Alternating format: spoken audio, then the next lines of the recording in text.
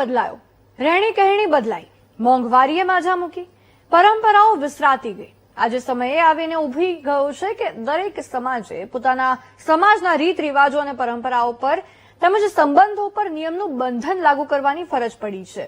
આવું જ રાજકોટમાં થયું, જ્યાં આહિર સમાજે મોંઘવારી સામે લડવા માટે એક મોટો નિર્ણય લીધો છે. કેટલાક રીત રિવાજો પર અંકુશ લગાવ્યા છે. કેવા પ્રકારના અંકુશ, આવો જોઈએ.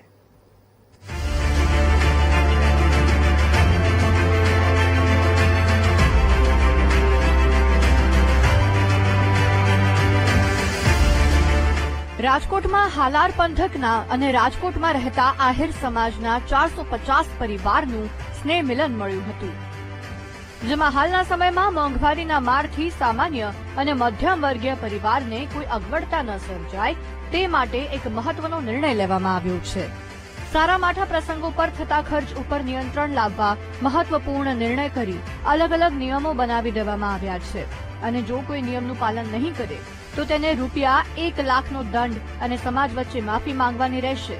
તેમજ ફરી નિયમનું ઉલ્લંઘન કરે તો સમાજમાંથી બાકાત કરવા સુધી આકરા નિયમો બનાવવામાં આવ્યા છે. હાલાર પંથકમાં વસેલા આહિર સમાજે જે નિયમ બનાવ્યા છે તે પ્રમાણે લાડવા પ્રથામાં મોટો જમણવાર કરવો નહીં, બેન દીકરી પૂરતું મર્યાદિત રાખવું, કંકુ પગલા પ્રથા બંધ કરવી, પ્રી વેડિંગ બંધ કરવું, કોઈપણ પ્રસંગમાં ફટાકડા ફોડવા નહીં, મામેરામાં 11,000 થી વધારે છાબમાં મૂકવા નહીં,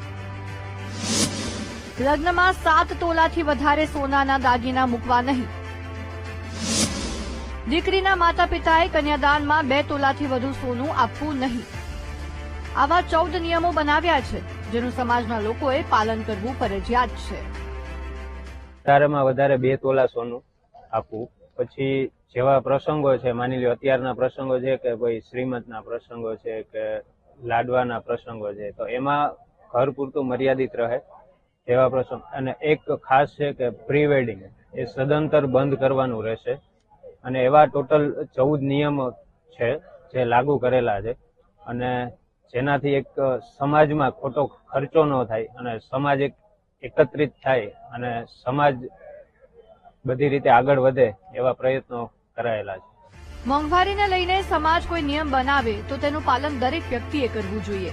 સામાન્ય રીતે દીકરીના બાપને કોઈ મુશ્કેલી ન પડે તેવું તો ચોક્કસપણે થવું જોઈએ. પરંતુ સમાજના આગેવાનોના નિયમોવાળા બંધન સમાજના લોકોને પસંદ છે કે નહીં તે પણ એક મોટો સવાલ છે. કારણ કે કેટલાક નિયમો એવા છે જે આજની યુવા પેઢીને અસર કરનારા છે. તેવામાં સામાજિક અંકુશનો ઠરાવ યુવા પેઢી સ્વીકારશે કે નહીં તે સૌથી મોટો સવાલ છે.